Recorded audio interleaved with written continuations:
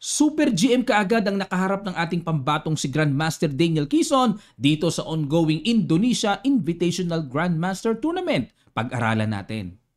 White dito ang ating pambato, nag-E4, E5 si GM sa Farley, Knight F3, Knight C6, pinasok ang Ruy Lopez, at nag-A6, classical approach, Knight F6 at nag-D3. Ayan, para simpleng suporta lang. Approaching close, Ruy Lopez variation. Nag-Bishop C5. Aba, nag-Archangelski Bishop oh. Kasi normally dito ang ginagawa mga kamatsas D6 lang at B5 eh. Pero medyo aggressive ang gusto ng GM na ito. Nag-Castling at nag-D6, C3. Umiwas kagad kasi po baka masalubong pa ng D4, matempuhan pa ng atake. At nag-H3 para maiwasan naman yung annoying Bishop G4 pin. Ganun din ang ginawa ni GM sa Farley at nag-Rook E1 develop. Nag-G5. Ay, talagang agresibo pala talaga itong GM na ito. O, mag-G4 papasabog oh. Walang kaslingan. At kinapture na ang Knight. At yan ang lumalabas na novelty dito. Wala na po sa talaan ng aklat dahil sa book lines may tumira ng D4 at may tumira ng Knight H2.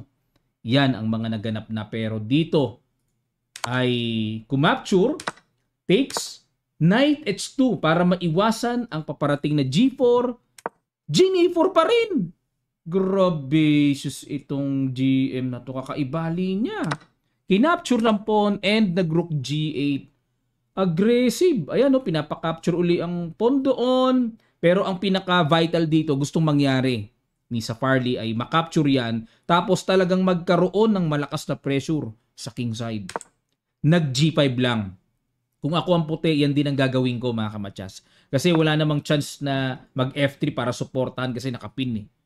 O itong G5 eh makakapagpatakip sa G file oh. Di nawala na.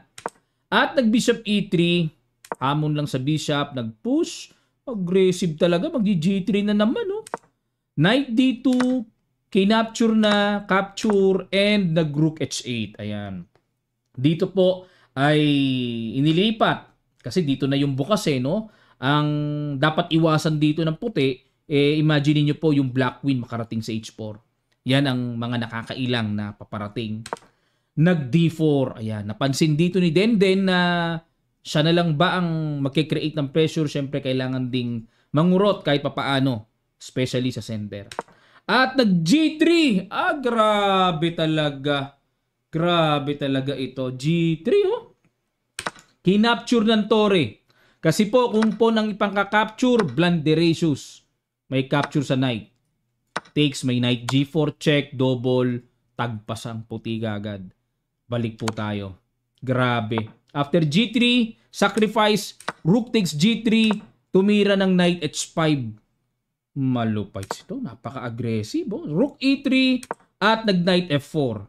Kumbaga dito po ang gusto mangyari lang ay okay, binigay na yung G-pawn din pero ang gusto talaga mangyari maka-Queen G5, maka-Queen H4. Nep, super aggressive. Nag-Knight F3. Ayan, para pigilan yung mga pagpasok ng Reyna sa G5, sa H4 at nag-Queen F6. Ayan, halos di pa rin mapigilan. Ano? May paparating kasing Queen H6, dyan i-converte o kaya Queen G7, mga ganon. At nag-Queen A4. Ayan, at para maka-counter din sa kabila. Bishop D7 at kumapture na sa E5. Nag-Queen H6. Aba, talagang napaka-agresibo. Hindi binawi. Pag kinapture kasi ang pawn sa E5, magku-Queen A5, ang ganda ng plano. Ang ganda oh. Sakto, may threat sa E5 oh, na dito, kung hindi mapapa-atras yan, eh mapapa-Rook H5. Alang-alang na madepensa ng E5, tapos may Knight F1. Tapos lilipat sa G3. Mapapaalis ang Torre na dumidepensa sa pawn. Pag bumagsak ang pawn, wala na. Sobra na yan.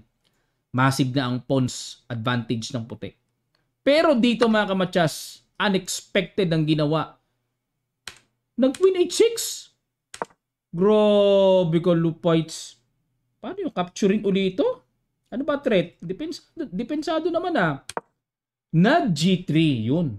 Napariak dito si GM Denden. Bakit kaya napariak ano? Halimbawa kung capturing to, bakit kaya? Ano meron dito?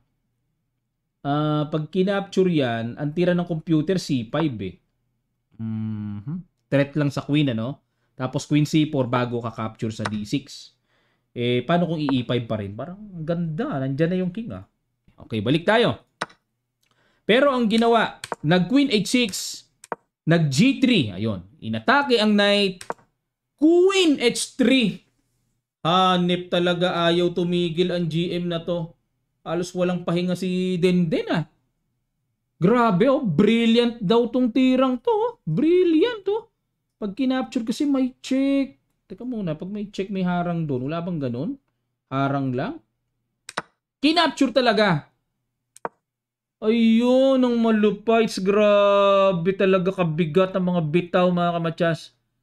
Ito po ay face-to-face sa Indonesia, mga kamatsas. Baka maisip nyo, coach, mukhang online yata yan. Baka nag-e-engine yan. Yan. Sanay na ako sa mga nababasa ko sa comments eh. Kaya inuunahan ko na.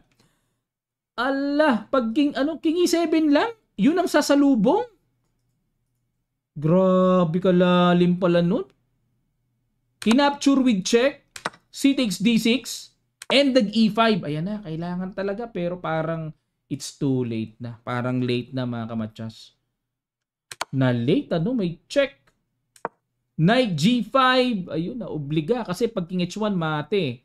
O, napabigay yung knight doon. Ano? Check King E2 and na-capture yun. Wala bang mga gulo-gulo? Capture, King F8. Walang kasunod. Yun lang, walang kasunod. Sarap sana may kasunod eh. Nag-Queen B3. Ayun.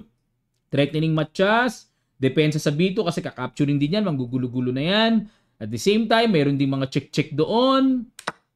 Ayun, nagpaka-practical na dito ang GM, mga kamatsas. Kumbaga parang nanigurista na. Ayun, no, para walang matchas. Capture. And Rook H1. Ayun, may mga kalikalikot sa ilalim. King D3 takbo. Check. King D4 para makapagtago sana. Pero kinapture, di makatakbo yung king dahil nakabitin pa ang tore. At nag-C4 para may support pero dahil napakasigurista, dahil alam na lamang na siya, talagang dinaan na ng dinaan sa yaman ng pyesa. Nadali po ang ating Grandmaster na si Denden. First round pa lang naman, mga kamatsas. At ito po ang mga pairing na susunod. Pakita ko sa inyo. Ayan, tingnan nyo po yung lineup po. May taga-India pala na GM. Halo-halo, invitational talaga. May mga ilan-ilang IMs na kasali. Pero ang purpose po ng Indonesia ay matulungan, especially ang players nila, na magkaroon ng GM norm. Ayan, nasa kalagayan na ni GM Denden yung gustong mangyari ng mga IMs ng Indonesia ngayon. Tinutulungan din nila na maka-GM norm. Pero hindi na kailangan ni GM Denden ngayon ng GM norm kasi nga for participation naman siya ngayon. Kumbaga, siya yung kailangan na GM kung makaka-GM norm yung mga taga-Indonesia. Ang round number 2 natin, eto. Kaharap niya ay si IM Lee Junyuk ng Korea. Ba, may IM na Korea. Dati walang chess player dyan, ha? Meron na, oh. Yan. So, yan po yung mga abangan natin, ano? At sumali din naman sa IM Division category sila IM Garcia natin and ang ating first woman Grandmaster Janelle Fraina.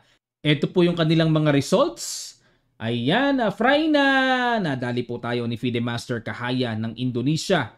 Ayan, dito naman, chance naman maka-IM norm ang mga taga-Indonesia dito talaga. At yung iba pa, pero especially talaga maraming Indonesian eh. So yun talaga yung tinutulungan kaya nila inorganize ang tournament na to. And IM Garcia nanalo kay WIM Latifa Liza. Abangan po natin, mga kamatya, siguradong may posibilidad na ipopost nila yung game analysis nila sa kanilang mga YouTube channels dahil content creators din po sila. Sila Fraina and Garcia. So abangan po natin yon sa kanilang analysis. Mas feel na feel nila yung kasi sila mismo yung naglaro, mga kamatyas. Okay?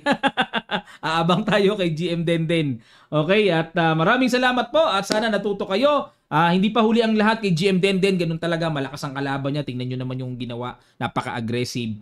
Suportahan po natin yung ating mga pambatong Pinoy. Comment lang po kayo sa comment section below para baka sakaling mabasa po nila ay makadagdag sa kanila ng kumpiyansa sa bandilang Pilipinas. Maraming salamat po. Magkita-kita pa tayo sa mga susunod pang chess updates.